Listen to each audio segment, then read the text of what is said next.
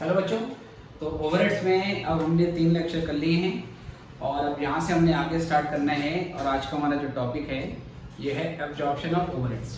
ठीक है बेटे, आज की क्लास में बेटा थ्योरेटिकल पोर्शन बहुत ज़्यादा है, क्योंकि ये टॉपिक को प्रैक्टिकली अप्लाई करने के लिए आपने पहले इसके पीछे का थ्योरी अच्छे से समझना पड़ेगा। उसके बाद हम सीखेंगे कि इसको प्रैक्टिकली अप्लाई कैसे करना है, और एग्जामिनेशन के पॉइंट ऑफ व्यू से भी इसका जो थ्योरेटिकल पोर्शन है वो बहुत ज़्यादा बेसिकली मेन है, इम्पॉर्टेंट है। तो इस चैप्टर से, इस टॉपिक से आपका थ्योरेटिकल पोर्शन भी बनता है और उसके अलावा आपको ये प्रैक्टिकली अप्लाई करना भी आना चाहिए, क्योंकि कई जगह बहुत सारे क्वेश्चन में लाइक जब हम जॉब कॉस्टिंग वाला चैप्टर बेसिकली करेंगे तो जॉब कॉस्टिंग में भी कई बार हमें ओवरहेड का एब्जॉर्प्शन करना पड़ता है। पिछले लेक्चर में हमने सीखा है primary and secondary distribution of overheads, जिसमें हमने ये बताया था कि जब हम प्राइमरी डिस्ट्रीब्यूशन करते हैं तो उसमें सबसे पहले हमारे जो ओवरहेड्स होते हैं वो प्रोडक्शन और सर्विस दोनों डिपार्टमेंट में बांटे जाते हैं, राइट। और जब हम सर्विस डिपार्टमेंट के ओवरहेड को फाइनली प्रोडक्शन डिपार्टमेंट में बांट देते हैं तो उसको सेकेंडरी डिस्ट्रीब्यूशन ऑफ ओवरहेड बोलते हैं। ऐसा होने के बाद मेरे पास हर प्रोडक्शन डिपार्टमेंट की टोटल ओवरहेड कॉस्ट निकल के आती है। लाइक अगर 3 हमारे प्रोडक्शन डिपार्टमेंट थे P1, P2, P3 और 2 सर्विस डिपार्टमेंट थे S1 और S2, तो बेटा एक्चुअली होता क्या है कि जब हम सेकेंडरी डिस्ट्रीब्यूशन करते हैं ओवरहेड्स का तो S1 और S2 का ओवरहेड तो बिल्कुल जीरो हो जाता है और वो सारा का सारा P1, P2, P3 में डिस्ट्रीब्यूट हो गया है, जिससे हमारे पास P1, P2, P3 की टोटल ओवरहेड कॉस्ट निकल के आती है। अब वहीं से हम आगे बढ़ेंगे और यहाँ से नेक्स्ट टॉपिक हमारा आता है एब्जॉर्प्शन ऑफ ओवरहेड्स, जिसमें बेसिकली हमने फैक्ट्री ओवरहेड के बारे में जो आज की क्लास है वो डिस्कस करनी है। तो बेटा इसी में आगे बढ़ते हैं। सपोज मान लो ये हमारा एक प्रोडक्शन डिपार्टमेंट P1 है। एक एग्जाम्पल लेके चलेंगे बेटा। प्रोडक्शन डिपार्टमेंट P1 है, इसको मैंने मैग्नीफाइंग ग्लास से देखा। प्रोडक्शन डिपार्टमेंट P1 में मैंने मैग्नीफाइंग ग्लास लगाया तो एक इस तरीके से मुझे बड़ा सा डिपार्टमेंट बेसिकली दिखा। इस P1 डिपार्टमेंट के बारे में कुछ बातें मुझे यहाँ पर कुछ बातें मुझे मालूम चलती हैं। मुझे P1 डिपार्टमेंट के बारे में क्या चीज़ें मालूम चली है, मैं लिख सकता हूँ फीचर ऑफ P1 मतलब प्रोडक्शन डिपार्टमेंट P1। यहाँ पे जॉब कॉस्टिंग सिस्टम लगाया जाता है। क्या लग रहा है बेटा यहाँ पर? Job costing system. Job costing system का मतलब क्या होता है? यहाँ पर कस्टमर के ऑर्डर के अकॉर्डिंग कस्टमर का जो नीड होता है, जो कस्टमर डिज़ाइन देता है, उसके अकॉर्डिंगली प्रोडक्ट बनाया जाता है। मतलब इस डिपार्टमेंट में सारे के सारे प्रोडक्ट यूनिफॉर्म नहीं होते हैं। हम जो प्रोडक्ट इसमें बना रहे हैं वो सारे प्रोडक्ट अलग अलग तरीके के हैं। मान लीजिए कि इस डिपार्टमेंट में चेयर का प्रोडक्शन किया जाता है, लेकिन जो भी चेयर बनती है वो जॉब ऑर्डर के अनुसार बनाई जाती हैं। जैसे मान लीजिए कि मैं इसके पास पहुंचता हूं, मैं अपने एक डिज़ाइन देता हूं उसको और कहता हूं कि इस तरीके की 5 चेयर मुझे बना के दे दो। तो जो मेरा बेसिकली नीड है, रिक्वायरमेंट है, उसके अकॉर्डिंगली मेरी वो 5 चेयर बना के दी जाएगी। कोई दूसरा कस्टमर आता है, वो भी कहता है कि मुझे चेयर ही बनाना है, तो उसका जो चेयर का डिज़ाइन होगा वो मेरे से डिफरेंट है और वो डिफरेंट तरीके की चेयर बना के लग जाता है। या जॉब कॉस्टिंग को आप ऐसे भी समझ सकते हो, लाइक अगर मैंने एक शर्ट का कपड़ा खरीदा और शर्ट का कपड़ा परचेज करने के बाद मैं जो टेलर है उसके पास जाता हूँ और कहता हूँ कि मेरे लिए एक शर्ट जो है बेसिकली को परचेज कर लो, मेरे लिए एक शर्ट बना दो। तो मेरा बॉडी मेजरमेंट अलग होगा, मेरी रिक्वायरमेंट अलग होगी, डिपेंडिंग ऑन कितनी पॉकेट मुझे चाहिए या पॉकेट मुझे नहीं चाहिए। मेरी बॉडी मेजरमेंट और रिक्वायरमेंट को समझते हुए वो टेलर मेरे लिए शर्ट बना के दे देगा। मेरा फ्रेंड भी सपोज मान लीजिए सेम जगह जाता है और वो भी कहता है कि मेरे लिए एक शर्ट बना के दे दो, पर हो सकता है कि उसका जो कपड़ा होगा वो डिफरेंट होगा, उसका बॉडी मेजरमेंट डिफरेंट होगा और उसकी रिक्वायरमेंट हो सकता है कि डिफरेंट होगी।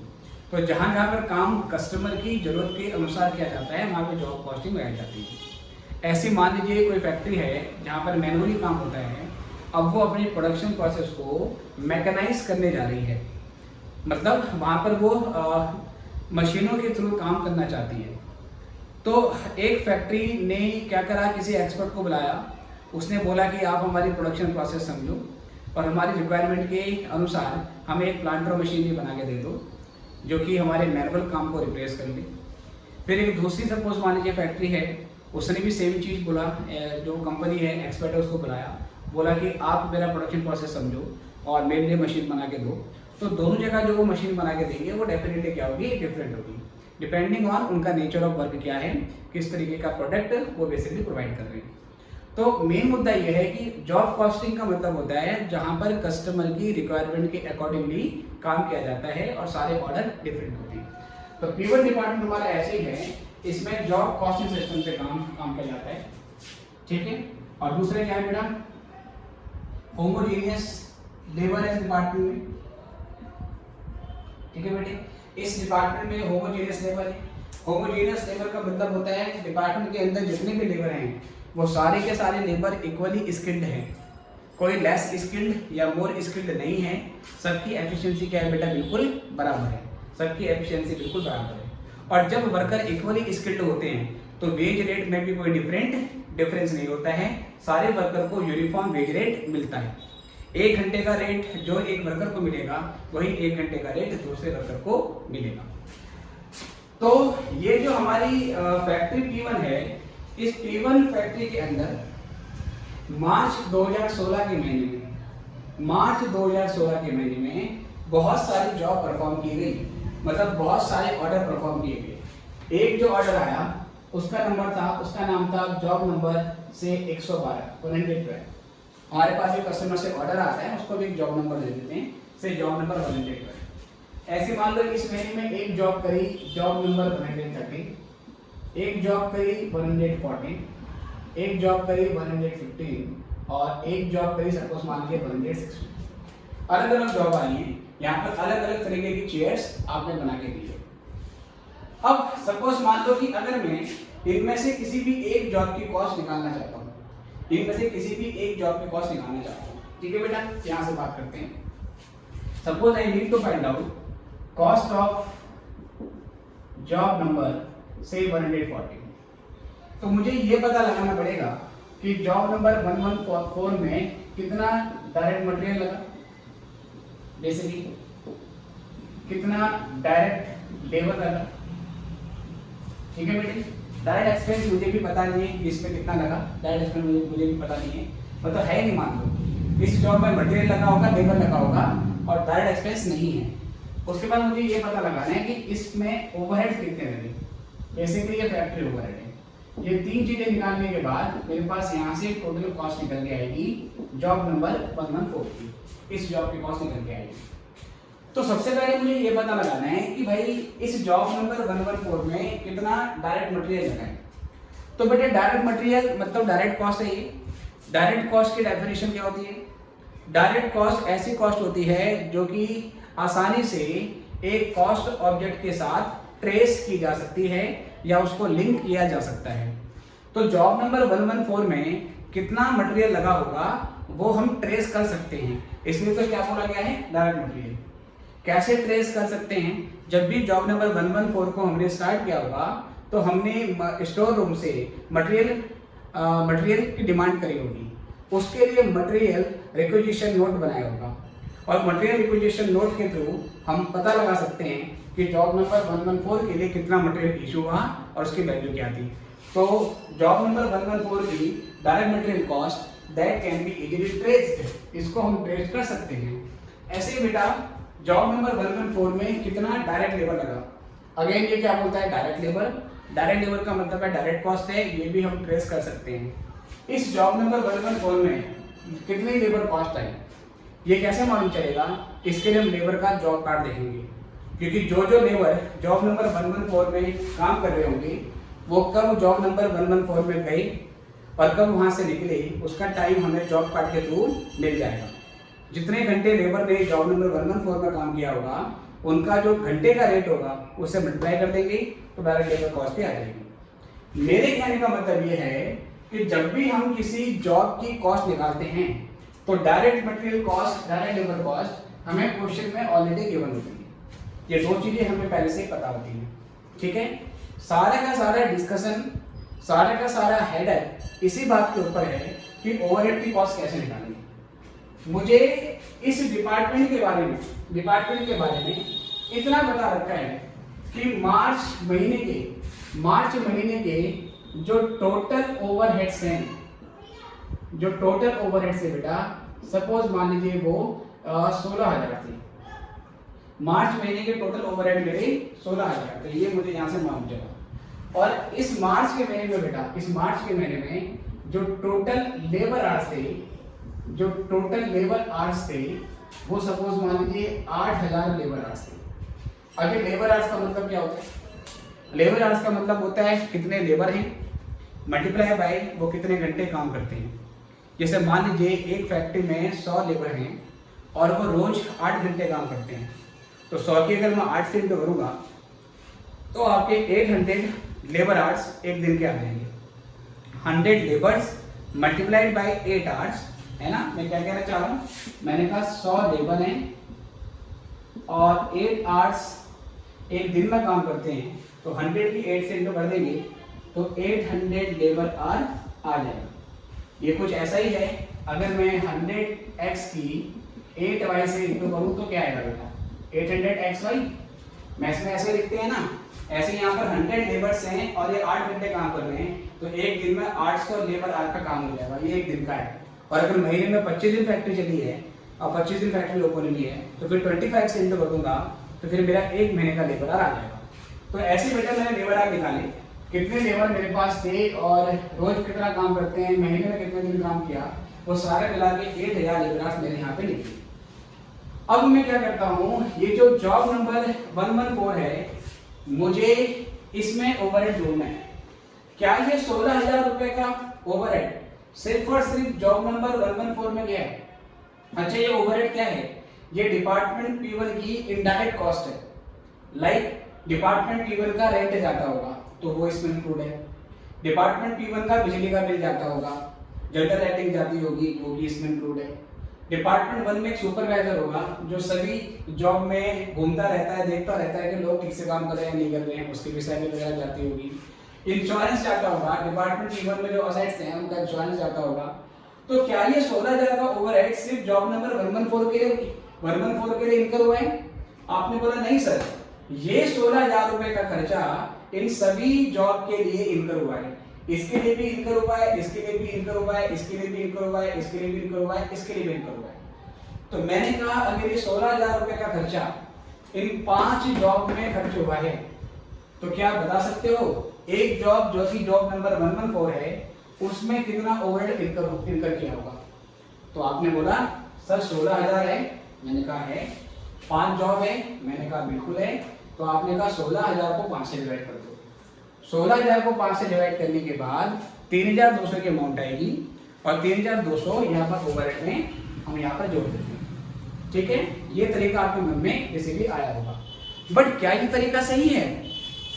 जॉब का मतलब भी होता है डिफरेंट ऑर्डर, जॉब का मतलब different amount of resources. Job का मतलब होता है जिसमें अलग अलग मटेरियल लगता है, अलग लेबर लगता है, अलग ओवरहेड लगता है।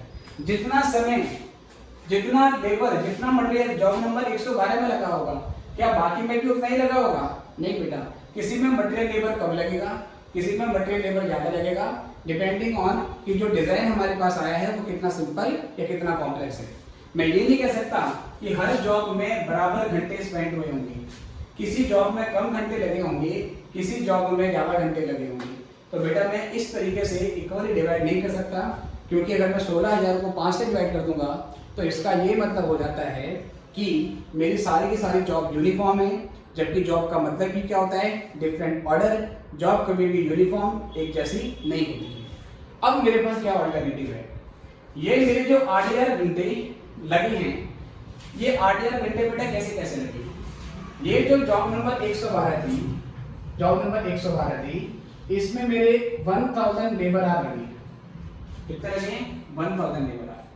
जॉब नंबर 113 में मेरे 500 लेबर आवर लगे। मैंने शॉर्ट में कर दिया बेटा, इसको एलएच लिख दिया। जॉब नंबर 114 में मेरे सपोज मान लीजिए 3,000 लेबर आवर लगे। इसके अलावा बेटा जो जॉब नंबर 115 है इसमें मेरे 800 लेबर आवर लगेंगे, ठीक है। इसको जोड़ देता हूँ मैं, 1000 और 500 1500, तीन हो गया आपका 4500, और 4500 में फिर मैंने 800 जोड़ दिया तो ये हो गया 5300। 5300 हो गया बेटा, तो 5300 2700 हो गया, इसमें 2700 लगेंगे, है ना। मुझे टाइम के बारे में ऐसे मालूम चला कि टोटल जो 8000 घंटे लगे इतना टाइम मेरा लगा था। अगर मैं 2700 में ये जोड़ देता हूँ 800 3500 3500 500 4000, पूरे 8000 घंटे आते हैं। अब मुझे हर जॉब का टाइम पता हो गया, तो क्या मैं अब कोई तरीका कुछ निकाल सकता हूँ जिससे मैं इस ओवरहेड की अमाउंट यहाँ पे निकालूं? आपने कहा बिल्कुल सही से कर सकते हो। अब आप प्रोपोर्शनल अमाउंट निकालो।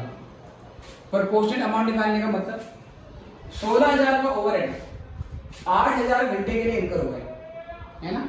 इस हिसाब से जॉब नंबर 114 के जो 3000 घंटे हैं उसके लिए कितना लगा होगा? बता, आपने ऐसे बोला कि 16000 इनकर हुए हैं 8000 के लिए, तो इस हिसाब से 3000 के लिए कितना, हम इस तरीके से अमाउंट निकालेंगे। तो ये अमाउंट आ जाएगी 6000। ये 6000 रुपये की अमाउंट अब यहाँ पर जोड़ दो। बाकी मटेरियल जो भी होगा, लेबर जो भी होगा, वो मैं क्वेश्चन में दिया होगा, वो जोड़ने के बाद टोटल कॉस्ट आ जाएगी। तो मैंने कहा बिल्कुल ऐसा ही करना है, बिल्कुल ऐसा ही करना है, लेकिन हम डायरेक्टली इस तरीके से हम डिस्ट्रीब्यूट नहीं करेंगे। हम करेंगे क्या, ये ना करके हम करेंगे क्या, हम पहले एक ओवरहेड एब्जॉर्प्शन रेट निकालेंगे। ओवरहेड एब्जॉर्प्शन रेट निकालेंगे। इसका फॉर्मूला है overhead incurred divided by budgeted units of base, units of base, ठीक है बेटे। ओवरहेड इनकर्ड जो है वो हमारा इनकर हो गया है 16000 रुपए का। यूनिट्स ऑफ बेस मतलब कि आप किस आधार पर उसको डिस्ट्रीब्यूट कर रहे हैं। अभी मैं ये सारे ओवरहेड को किसके बेस पे बांट रहा हूँ बेटा? लेबर आवर की वजह से। ऐसे बहुत सारे बेस होते हैं और किस सिचुएशन में कौन सा बेस लगेगा ये भी हम आगे थ्योरी में डिस्कस करेंगे। क्योंकि यहाँ पर बोला हुआ था होमोजेनियस लेबर है, तो जहाँ पर होमोजेनियस लेबर होते हैं बेटा वहाँ पर लेबर आवर के बेस पे बांटते हैं, ये मैं आगे बताऊंगा। यूनिट्स ऑफ बेस हमारे पास क्या है बेटा? यहाँ पर लेबर आवर, ठीक है बेटा। तो अब ये 16000 को मैंने क्या करा, 8000 घंटे से डिवाइड कर दिया, या 8000 लेबर आवर से डिवाइड कर दिया। शॉर्ट में लिखा इसको मैंने LHR। तो ये डिवाइड करने के बाद ₹2 पर लेबर आवर आ गया। तो यहाँ से ये मालूम चला मुझे कि ऑन एवरेज 1 लेबर आवर किसी जॉब में स्पेंड होता है। 1 लेबर आवर का मतलब अगर एक लेबर एक जॉब में 1 घंटे के लिए टाइम स्पेंड करता है, एक लेबर का 1 घंटा किसी जॉब में लगेगा तो उसमें 2 रुपए की कॉस्ट आएगी, है ना। ₹2 लेबर आवर को हम ऐसे पढ़ सकते हैं, ₹2 पर लेबर पर आवर, या तो लेबर आवर बोलो या ₹2 पर लेबर पर आवर ऐसे भी बोला जा सकता है। अगर बेटा एक में इतना, अब यहां से निकालेंगे हम overhead charge to job number 114 114। तो अब हम क्या करेंगे बेटे?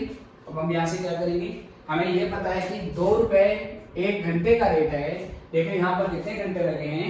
3000। तो 2 की 3000 से मल्टीप्लाई करना पड़ेगा, और ये मल्टीप्लाई करने के बाद 6000 का अमाउंट हमारा आ जाएगा। ये 6000 का अमाउंट यहाँ पे जोड़ देंगे और हमारा क्वेश्चन आ गया।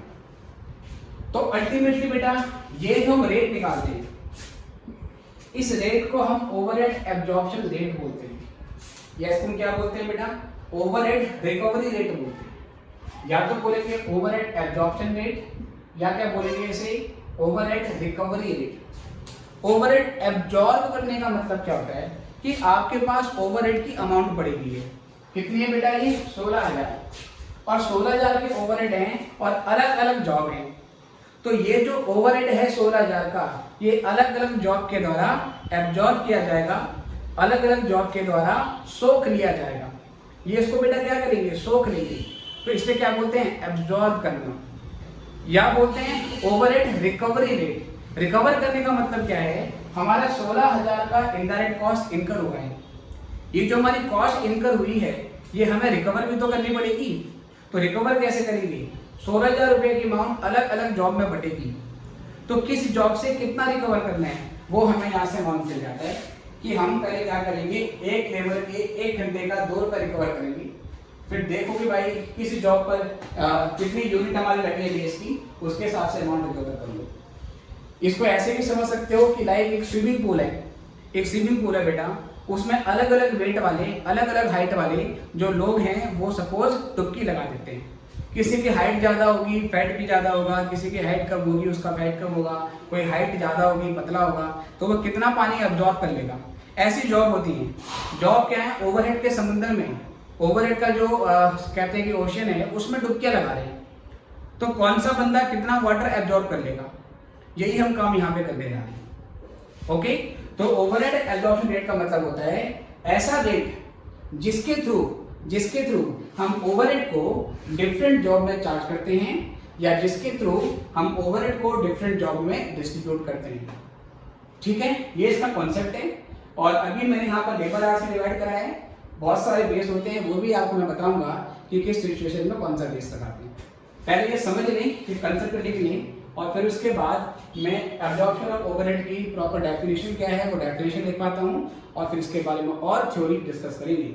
मैंने बताया इसमें थ्योरेटिकल पोर्शन बहुत ज़्यादा है बेटा, प्रैक्टिकली तो ये आसान हो जाता है, लेकिन थ्योरेटिकली बहुत ज़्यादा है।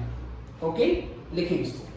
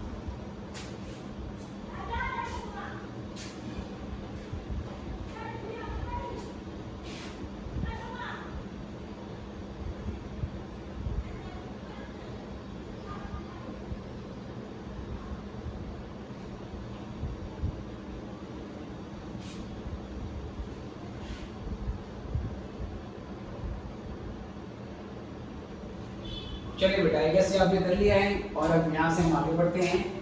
अब मीनिंग बता दें कि इसकी मीनिंग क्या है और इसके टाइप क्या है।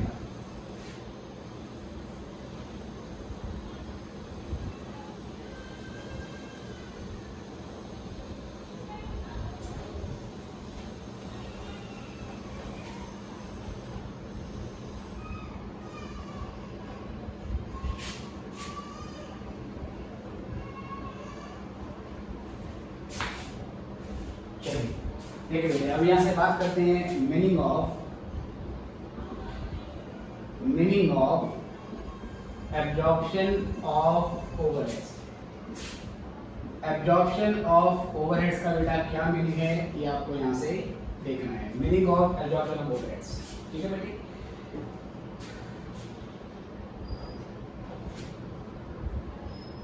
Absorption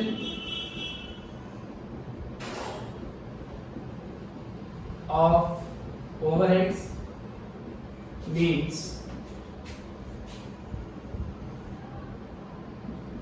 absorbing amount of overheads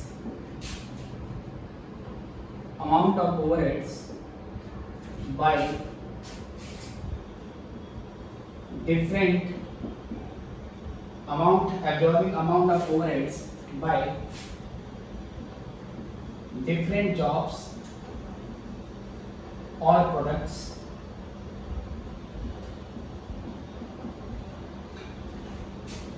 by an overhead absorption rate. एक ओवरहेड एब्जॉर्प्शन रेट के थ्रू जब हम ओवरहेड्स को डिफरेंट जॉब में या प्रोडक्ट में एब्जॉर्ब करा देते हैं, डिस्ट्रीब्यूट कर देते हैं, उसको हम बोलते हैं एब्जॉर्प्शन ऑफ ओवरहेड। अब यहाँ से आता है हमारे पास एब्जॉर्प्शन ओवरहेड रेट क्या होता है। Absorption overhead rate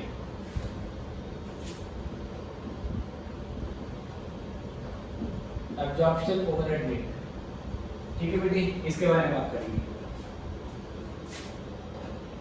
it refers to that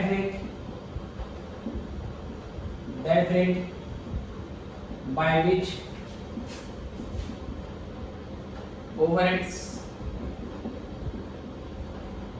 are absorbed, by which overheads are absorbed into different jobs or products।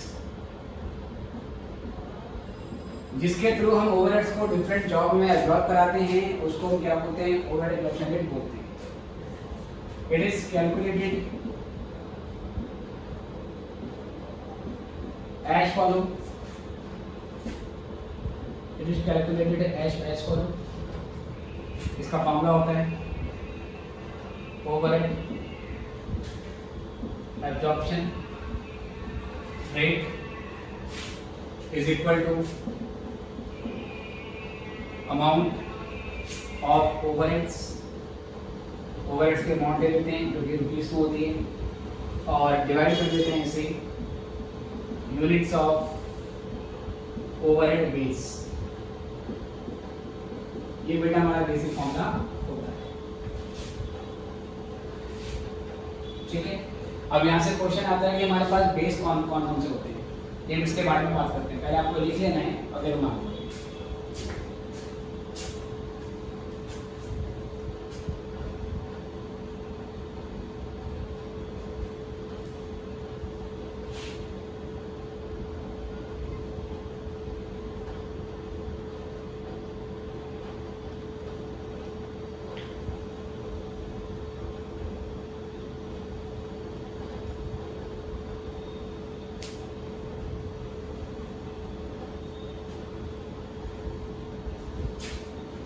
जल्दी करना है बेटा, फिर हम आगे बढ़ेंगे।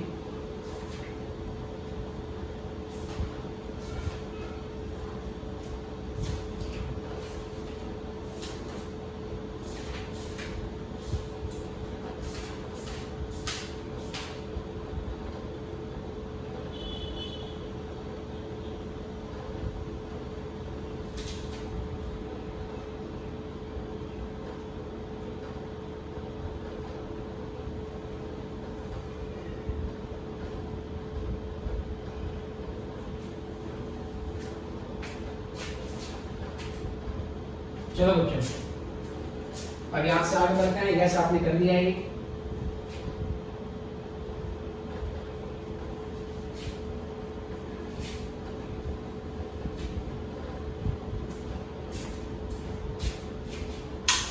चलिए और नेक्स्ट क्वेश्चन है हमारे पास, what are the different overhead basis for calculation of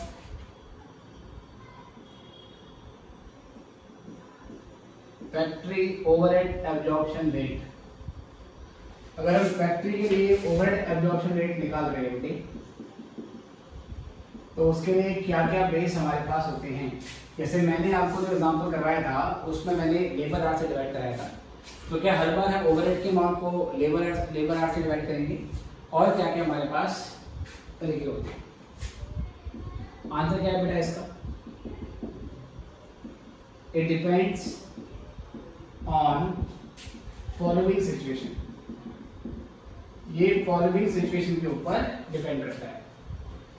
पहला पॉइंट बेटा, point number first, when labours are uniform. When labours are uniform, क्या बोल सकते हैं, labours are homogeneous, when labors are homogeneous and therefore they are paid a uniform wage rate,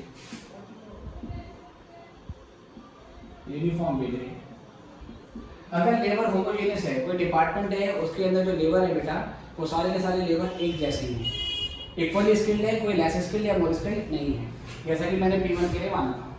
When labors are homogeneous and therefore they are paid a uniform wage rate, then overhead absorption rate, इसको बेटा मैं short में OAR लिख रहा हूँ, आगे दोबारा ये शब्द आएगा तो मैं शॉर्ट में OAR लिखूंगा। Then overhead absorption rate is calculated on the basis of direct labor hours. When labors are homogeneous और वो यूनिफॉर्म रेट उनको दिया जाता है तो हम डायरेक्ट लेबर आर के बेस पे ओवरहेड रेट को निकालते हैं। तो इस सिचुएशन में हमारा ओवरहेड एब्जॉर्प्शन रेट हो जाता है, ओवरहेड्स उनका अमाउंट ले लेते हैं, डिवाइड कर देते हैं उस डिपार्टमेंट के डायरेक्ट लेबर आर से। ठीक है बेटा, तो क्वेश्चन में आपको कई बार बोलता है कि एक बेसिकली मतलब कि सिचुएशन आपको दी होगी और आपको पहचानना पड़ेगा कि उसका एप्रोप्रिएट बेस क्या है, तो इसमें एक तरीका आपके पास ये वाला होगा। दूसरा बेटे when labours are not homogeneous, labours homogeneous नहीं है, लेबर हैं बट कोई लेस स्किल्ड है, कोई सपोज मान लीजिए ऐसा बोलेगा कि कोई स्किल्ड है, कोई सेमी स्किल्ड है और कोई अनस्किल्ड है, अलग तरीके का लेबर है, सबका जो एफिशिएंसी लेवल है वो अलग अलग होगा। When labors are not homogeneous and therefore they are paid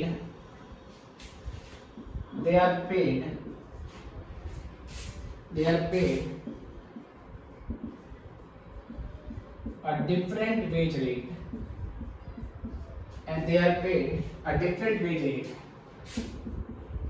then overheads are absorbed, then overhead absorption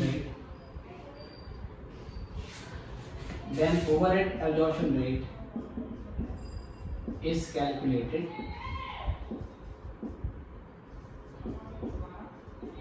on the basis of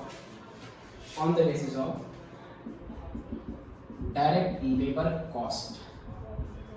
ठीक है बेटा, ध्यान रखना, जब काम आपका मैनुअली हो रहा हो, है ना, लेबर की बात तभी आएगी जब काम आपका मैनुअली हो रहा हो, मशीनों का यूज आपका मिनिमम है। दोनों सिचुएशन में मैनुअली काम हो रहा है इसलिए लेबर के ऊपर फोकस है।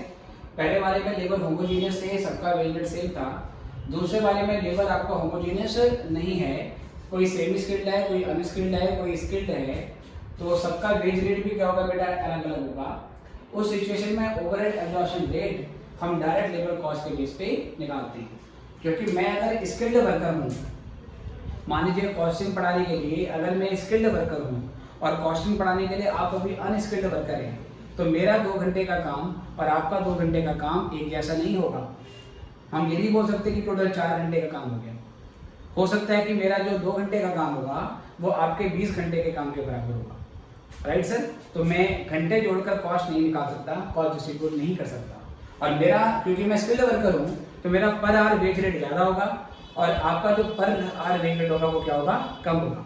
तो वेज रेट सेम नहीं है तो हम सीधे आवर्स को नहीं जोड़ सकते। उस केस में क्या लेते हैं बेटा, डायरेक्ट लेबर कॉस्ट लेते हैं। मैंने 2 घंटे काम किया तो मेरे काम की कितनी रुपीस में वैल्यू है, आपने कितने घंटे काम करा उसकी रुपीस में क्या वैल्यू है, फिर रुपीस एक यूनिफॉर्म मेजर हो गया तो हम उसको क्या करेंगे, उसको जोड़ लेंगे, वहां से डायरेक्ट लेबर कॉस्ट निकल के आ जाएगी। तो इस सिचुएशन में हमारा ओवरहेड एब्जॉर्प्शन रेट निकाला जाता है इस तरीके से। फॉर्मूला होगा ओवरहेड्स अमाउंट डिवाइड कर देंगे, इसके बाद फिर हम डायरेक्ट लेबर कॉस्ट ये भी अमाउंट में होगा। अब देखो ऊपर क्या था बेटा, ये रुपीस में था, ये आर्ट्स में था, तो यहाँ पे आपका जो रेट निकलेगा वो रुपीस पर लेबर आवर निकलेगा, राइट। ओवरहेड रुपीस में है, ये लेबर आवर्स में है, तो यहाँ पर आपको ओवरहेड एब्जॉर्प्शन रेट जो निकलेगा वो निकलेगा रुपीस पर आवर। लेकिन यहाँ पर ये भी रुपीस में, ये भी रुपीस में, तो रुपीस से रुपीस तो कैंसिल हो जाएगा। तो यहाँ पे हमारा जो रेट निकलता है वो यूनिट फ्री निकलता है। यूनिट फ्री का मतलब उसमें कोई यूनिट नहीं होती, रुपीस आर कुछ नहीं होता उसमें।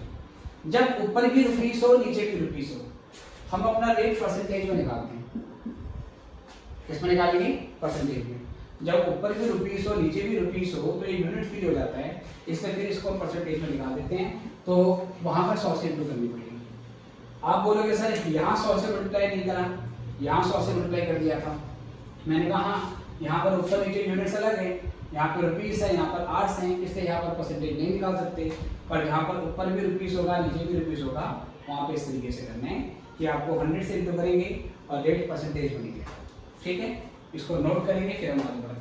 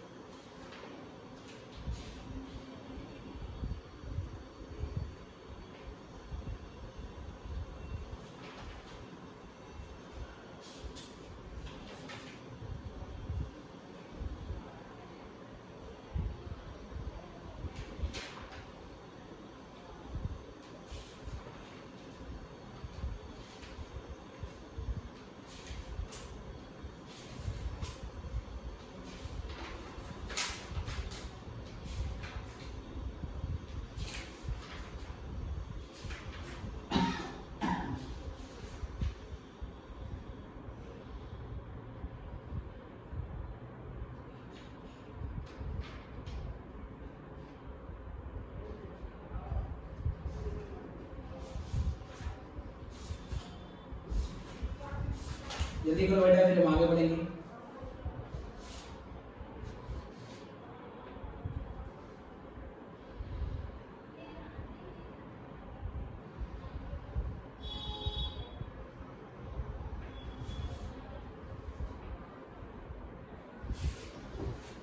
चलिए बेटा, तो यहाँ से आगे बढ़ेंगे हम नेक्स्ट पॉइंट पे, विच इज दो बात हमने इसमें कर लिया डिस्कस। तीसरी बात यहाँ से निकालते हैं।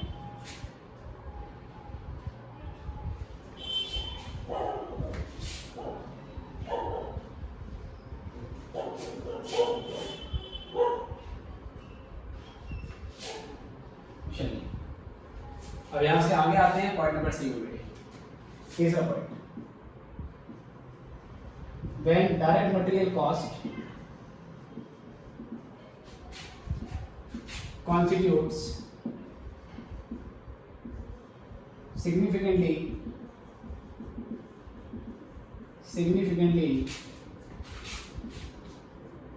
greater proportion in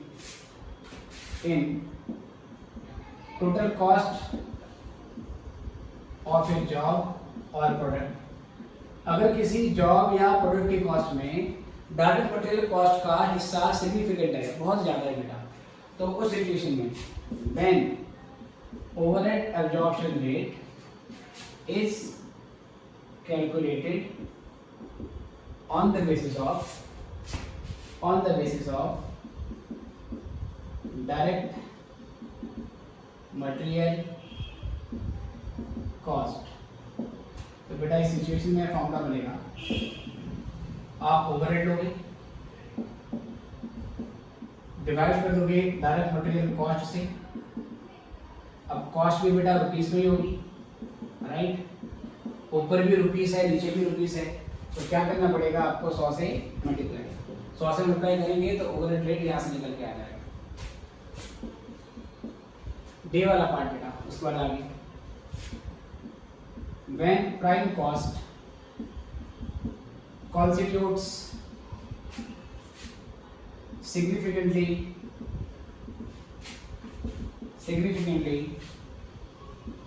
greater proportion in total cost of a product, total cost of a job और प्रोडक्ट, किसी जॉब या प्रोडक्ट की कॉस्ट में प्राइम कॉस्ट का प्रोपोर्शन ज़्यादा है तो सिचुएशन में then overhead absorption rate is calculated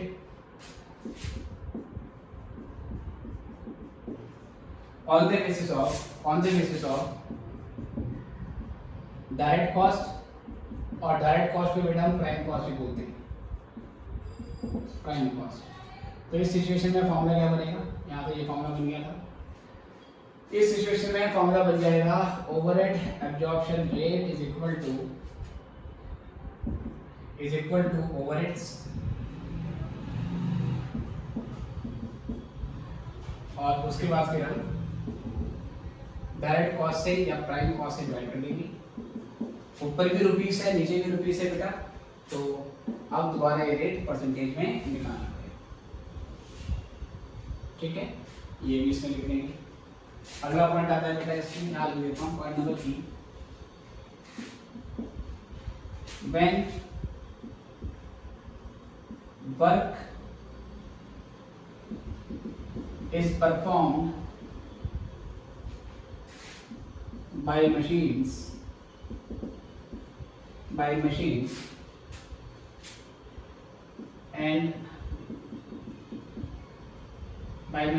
मतलब मैनुअली काम आपका नहीं होता है और मशीनों से आपका काम किया जा रहा है।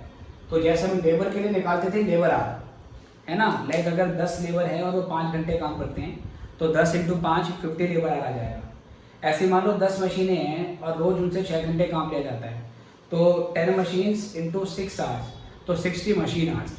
तो उस सिचुएशन में हम लेबर आवर ना निकाल के मशीन आवर निकालेंगे। If work is performed by machines then overhead absorption rate is calculated, overhead absorption rate is calculated by या on the basis of machine hours. अभी मान रहे हैं कि सारी मशीनें एक डिपार्टमेंट में जो लगी हैं वो एक जैसी हैं, है ना। इस परफॉर्म्ड बाय के बाद यहाँ पे लिख देना सिमिलर मशीन्स। मशीन्स क्या बेटा, सिमिलर है। सारे डिपार्टमेंट में मान लो एक डिपार्टमेंट में 5 मशीनें हैं, 5 मशीनें एक जैसी हैं, तो मशीन आवर लगेगी। जैसे होमोजीनियस लेबर होगा तो लेबर आवर लेते थे, अगर होमोजीनियस मतलब एक जैसी मशीनें होंगी तो मशीन आवर्स लेंगी। जब अलग अलग लेबर थे, अलग अलग लेबर, तो उस सिचुएशन में हम डायरेक्ट लेबर कॉस्ट के बेस पे निकालते थे। और जब अलग अलग मशीनें होंगी जो उसका बेसिकली शेप, साइज, डिज़ाइन, काम करने का तरीका अलग अलग होगा, उस सिचुएशन में हम ओवरहेड रेट हर मशीन के लिए अलग अलग निकालते हैं, राइट। अभी तो ये मान के चलते हैं सारी मशीनें एक जैसी हैं, सारी मशीनें अगर अलग अलग होंगी तो सिचुएशन में हर मशीन का ओवरहेड रेट अलग अलग निकाला जाता है। ये भी टॉपिक आपके सिलेबस का पार्ट है, यह बाद में आगे सीखेंगे। तो बेटे यहाँ से इसके बाद फिर हम रेट निकालेंगे, ओवरहेड एब्जॉर्प्शन रेट, और इस सिचुएशन में इसको हम मशीन आर रेट भी बोलते हैं। जब ओवरहेड रेट मशीन के बेस पे निकालते हैं तो इसको मशीन आर रेट भी बोलते हैं। इसका एक सेपरेट टॉपिक है जो कि हम चैप्टर में आगे करेंगे। तो इसका अमाउंट होता है ओवरहेड्स, इसका फॉर्मूला होता है overhead divide by machine hours. अब ये आवर्स में है, रुपीस में है, तो यहाँ पर 100 से इंटू करने की जरूरत नहीं है। परसेंटेज में आपको तभी निकालना है जब बेसिकली ऊपर नीचे दोनों का अमाउंट रुपीस की हो। इतना करें फिर हम आगे बढ़ते हैं।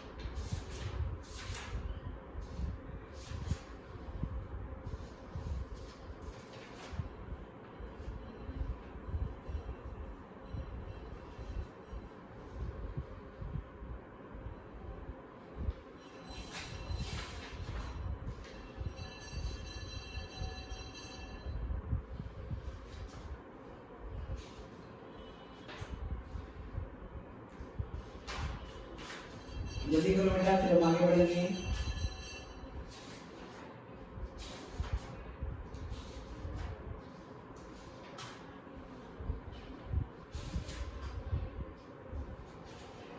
चलो एक लास्ट पॉइंट है, इसमें और ले लेते हैं। एक पॉइंट और है थ्योरी में, उसके बाद ये क्वेश्चन देखेंगे प्रैक्टिकल।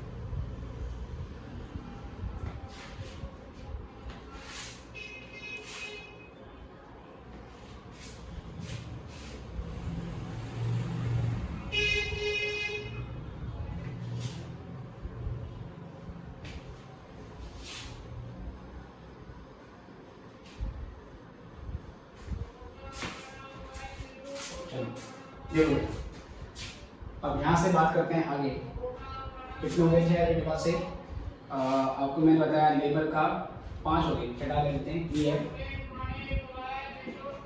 अगला पॉइंट आपके पास if homogeneous products are produced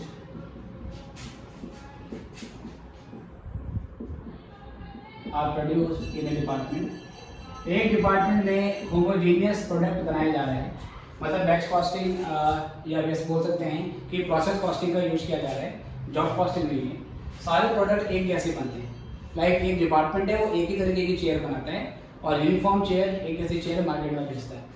if homogeneous products are products in department, then overhead absorption rate is calculated on the basis of total production unit। तो टोटल प्रोडक्शन जो उस पीरियड में हुआ उसके बेस पे हम निकालेंगे। तो इस सिचुएशन में ओवरहेड रेट होगा, ओवरहेड की अमाउंट, उस पीरियड में कितना ओवरहेड इनकर हुआ, डिवाइड कर देंगे टोटल प्रोडक्शन यूनिट्स। ठीक है भाई। तो जहां पर मैनुअली काम होता है, मशीनों का यूज कम है, वहां पे या तो डायरेक्ट लेबर आर लेंगे या डायरेक्ट लेबर कॉस्ट लेंगे। लेबर आर तब लेंगे जब वर्कर होमोजेनियस होगा, और लेबर कॉस्ट तब लेंगे जब लेबर होमोजेनियस नहीं होगा। जहां पर मशीनों से काम हो रहा है बेटा, वहां पर मशीन आर के बेस पे निकालते हैं, और जहां पर टोटल कॉस्ट में मटेरियल कॉस्ट का पोर्शन ज़्यादा है, डायरेक्ट मटेरियल कॉस्ट के बेस पे निकाल लो। जहाँ पर प्राइम कॉस्ट का पोर्शन ज़्यादा है तो वहाँ पे क्या निकालेंगे बेटा, प्राइम कॉस्ट के बेस पे निकालेंगे। जहाँ पर सारे प्रोडक्ट एक जैसे बनाए जा रहे हैं वहाँ पर प्रोडक्शन के बेस पे निकालेंगे। तो ये 6 तरीके होते हैं। इसके अलावा एक ड्यूल रेट वाला सिस्टम भी होता है। हो सकता है एक ही डिपार्टमेंट के अंदर सिंगल ओवरहेड रेट ना निकाल के 2 रेट निकाले जाते हैं अलग अलग। एक मशीन आर भी निकाल लिया और एक लेबर आर भी निकाल लिया। ऐसा उस सिचुएशन में होता है जब एक डिपार्टमेंट के अंदर मशीनें और लेबर दोनों से काम किया जा रहा है। मशीनें भी उस डिपार्टमेंट में एक इम्पोर्टेंट रोल प्ले कर रही हैं और लेबर का भी बेसिकली जो प्रोपोर्शन है वो अच्छा खासा है। तो आप 2 रेट निकालते हो, मशीन आर रेट अलग निकालते हो, लेबर रेट अलग निकालते हो ओवरहेड को एब्जॉर्ब करने के लिए। उसमें थोड़ा करना क्या होता है कि पूरे डिपार्टमेंट के जो ओवरहेड होते हैं, पूरे डिपार्टमेंट के जो ओवरहेड होते हैं उसको आपने बांटना पड़ता है कि मशीनों से रिलेटेड कितने ओवरहेड हैं और लेबर से रिलेटेड कितने ओवरहेड हैं। फिर मशीनों से रिलेटेड जो ओवरहेड होंगे उसको मशीन आर से डिवाइड करेंगे तो ओवरहेड रेट मशीन के बेसिस पे आ जाएगा, और लेबर से रिलेटेड जो आपके ओवरहेड होंगे उसको लेबर आर से डिवाइड करेंगे तो लेबर का रेट आ जाएगा। तो ड्यूल रेट सिस्टम भी यूज किया जाता है। चैप्टर में कहीं किसी क्वेश्चन में इसका यूज आएगा तो वहाँ पे और अच्छे से मैं उसे एक्सप्लेन करूँगा। फिर आप ये लाइन भी लिखिए, और जो थ्योरी मैंने लिखवाई है अब इसके ऊपर एक क्वेश्चन कराता हूँ, और जो क्वेश्चन कराऊंगा उसके ऊपर 2 क्वेश्चन इंस्टीट्यूट के मॉड्यूल में दिए गए हैं। एक एग्जाम्पल में दिया हुआ है और एक क्वेश्चन आपका अनसॉल्व्ड चैप्टर के एंड में दिया हुआ है। तो पहले नोट करें, मैं क्वेश्चन ढूंढता हूँ और फिर क्वेश्चन कराता हूँ।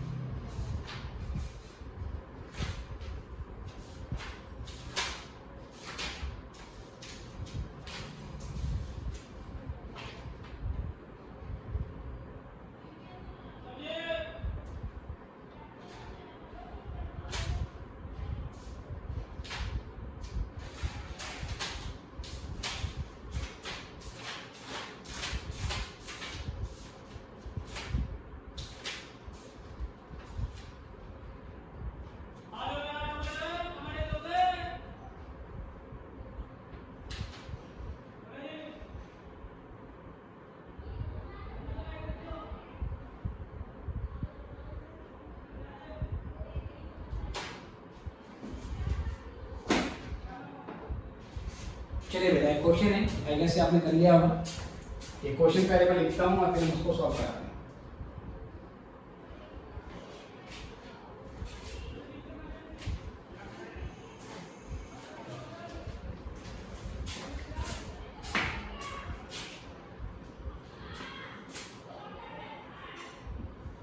एक क्वेश्चन है बेटे,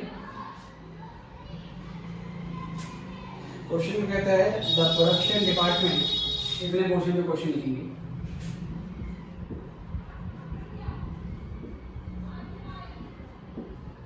the production department of a factory furnishes मतलब provides following information for March 2016। मार्च 2016 के लिए आपको ये जानकारी क्वेश्चन में आपको गिवन है। मटेरियल यूज जो है आपका उसका अमाउंट है 54,000। ये पूरी फैक्ट्री के लिए बेटा, ये पूरे प्रोडक्शन डिपार्टमेंट है 54,000 का, है ना। ये खर्चा है पूरे डिपार्टमेंट का। Direct wages 45,000,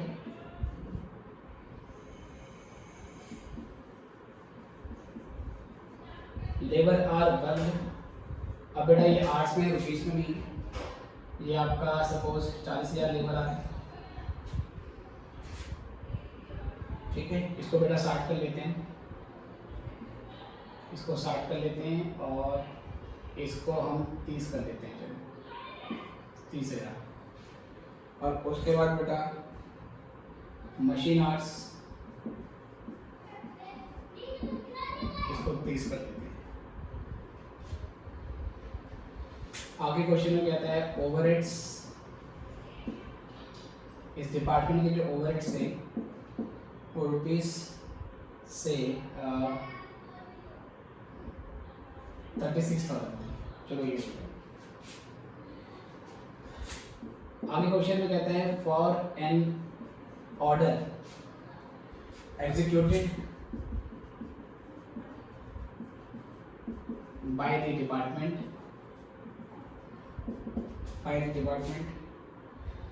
during the period, मतलब इसी महीने की बात कर रहे हैं, during the period the relevant information was as under। जानकारी कुछ क्वेश्चन आपको गिवन है,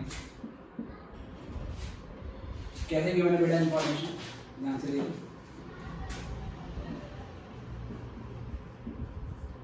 मटेरियल लगा 5,000 रुपये का, डायरेक्ट वेजेस 3,200 रुपये की,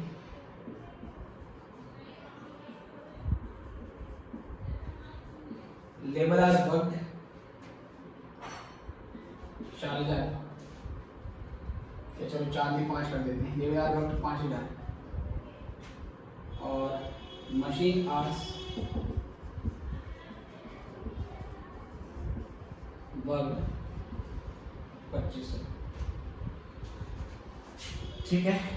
आगे क्वेश्चन में क्या करता है आपको, find total cost of the order by 5 commonly applied methods। ठीक है सर, पहले क्वेश्चन लिख लीजिए और फिर मैं इसको सॉल्व करा।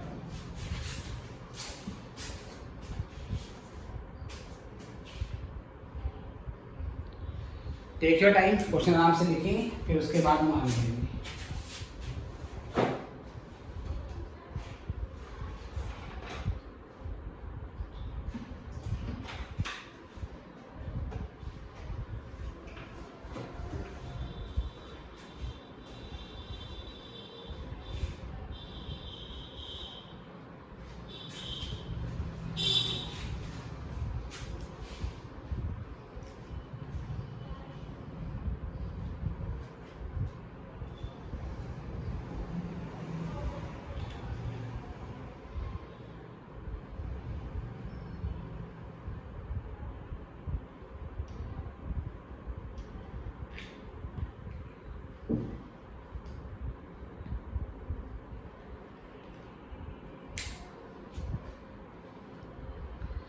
चलिए बच्चों, आई गेस ये आपने नोट कर लिया होगा, तो यहाँ से हम आगे बढ़ेंगे।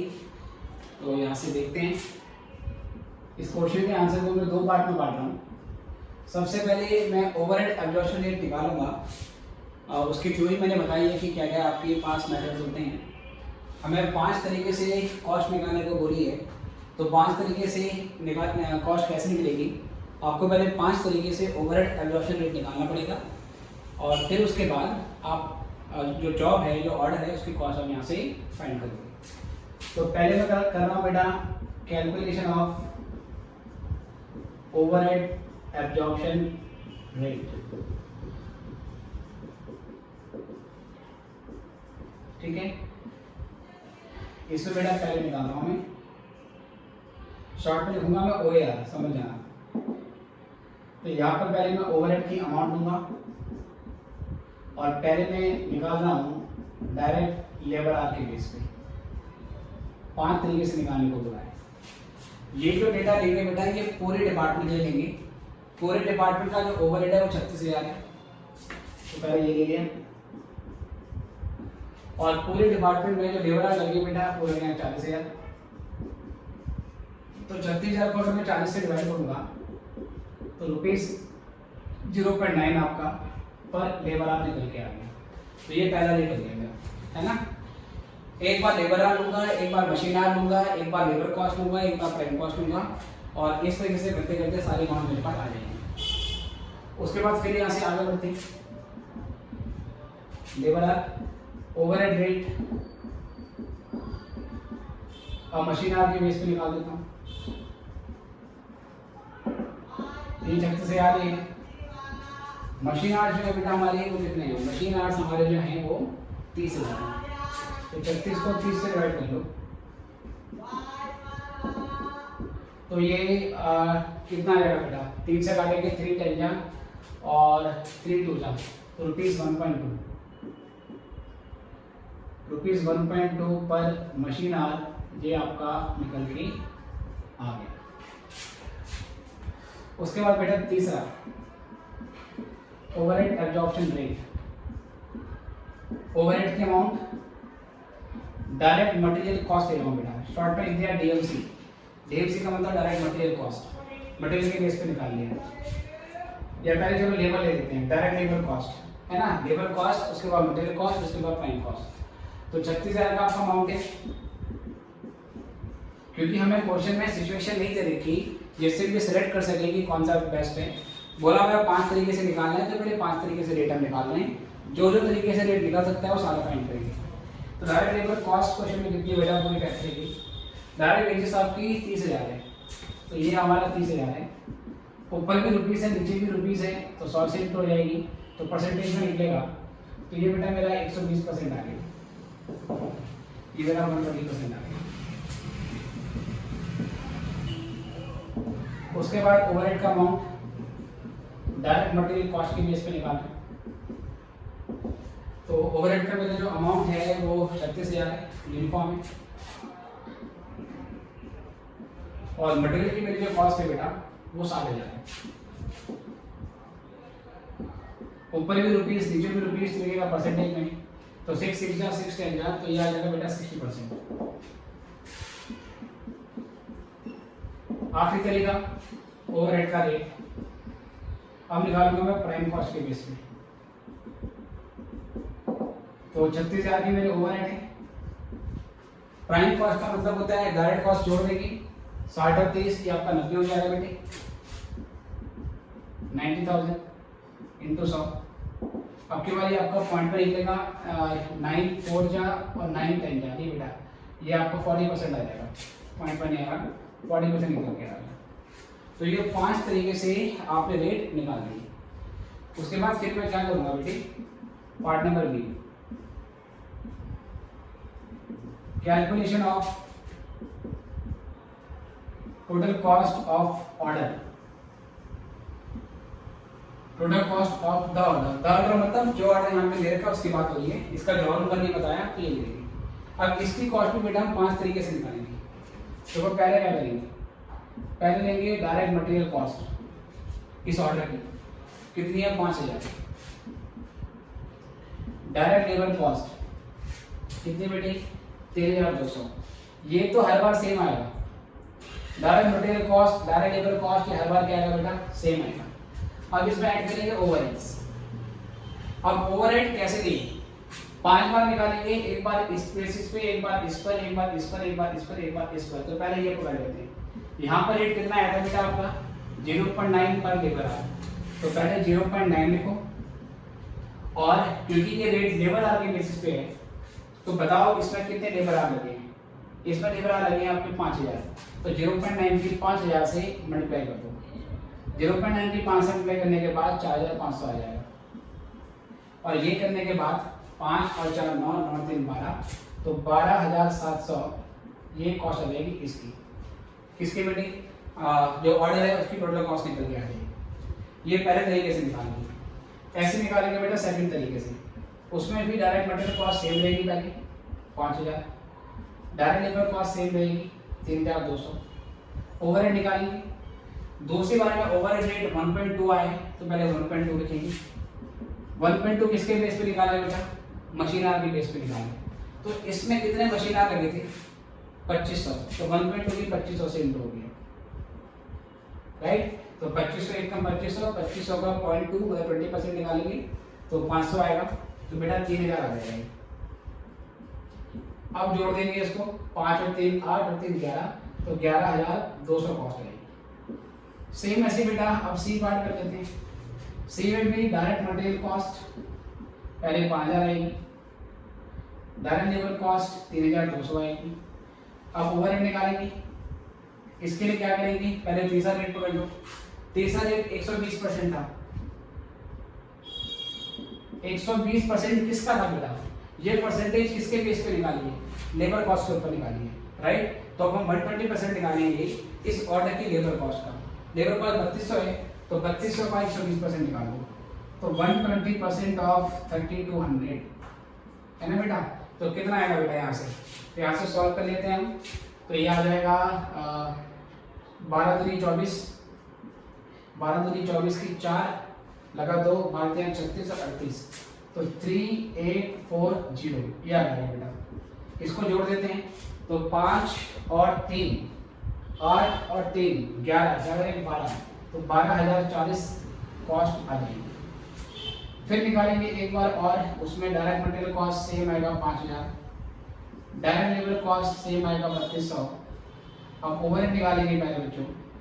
ओवरहेड के लिए क्या करेंगे 60% लेंगे पहले, 60% ले लो। 60% किसका निकाला है बेटा ये किसका निकाला है मटेरियल की कॉस्ट का। तो इसमें कितना मटेरियल था 5000, 5000 का 60% निकालो, 5000 का 60%, 60% ऑफ 5000, तो बेटा ये हो जाएगा हमारे पास 3000। इसको जोड़ देंगे 5 और 3 8 और 3 11, तो 11,200 की मांग आ जाएगी। उसके बाद फिर यहाँ से निकालेंगे हम ई, पॉइंट नंबर ई बेटे। पॉइंट नंबर ई निकालेंगे, इसमें सेम ऐसे ही डायरेक्ट मटेरियल कॉस्ट ये 5000, डायरेक्ट लेबर कॉस्ट 3200। अब फिर से निकालेंगे ओवरहेड। तो देखो बेटा ध्यान से इसमें कैसे करेंगे बेटे, अगेन सबसे पहले लाखी रेट आया हमारा 40%। अब ये 40% है किस पे लगेगा बेटा ये 40% लगेगा 90,000 पे, मतलब कि प्राइम कॉस्ट का। प्राइम कॉस्ट का मतलब है इनका टोटल, तो 5 और 3 8,200। अब 8,200 का 40% आपको निकालना है। तो कितना आएगा बेटा ये 0 से 0 कैंसिल, 4 दूनी 8 और 8 चौक 32, 3280, तो ये 3280 आ गया, ठीक है 3280, 4 दूनी 8 8 चौक 32, ठीक है बेटे। अब 5 और 3 8 और 3 11, तो 11,480 ये अमाउंट आ गई। ओके सर, सिमिलर क्वेश्चन आपको मॉड्यूल में एक एग्जांपल दे रखा है और सेम क्वेश्चन बेटा आपको चैप्टर के एंड में एक्सरसाइज में भी दे रखा है, आप ढूंढेंगे तो आपको मिल जाएगा। इज इट ओके प्यारे बच्चों। तो पहले हमने थ्योरी पढ़ ली, ओवरहेड रेट होता क्यों है, क्यों निकालती हैं, मीनिंग देख ली, डिफरेंट तरीके देख लिए और उस पर मैंने क्वेश्चन कर दिया। लेकिन अभी ओवरहेड की बात खत्म नहीं हुई है, इस पे और बहुत सारी बातें हैं। लाइक अभी हमने सीखना है कि एक्चुअल और प्री डिटरमाइंड ओवरहेड रेट क्या होता है। उसके अलावा हमें ब्लैंकेट ओवरहेड रेट के बारे में सोचना है, डिपार्टमेंटल रेट के बारे में सोचना है। तो ये सारी बातें मैं अगले वाले लेक्चर में डिस्कस करूँगा। फिलहाल अभी के लिए इतना ही बेटा, फिर मिलेंगे नेक्स्ट क्लास में। Good bye.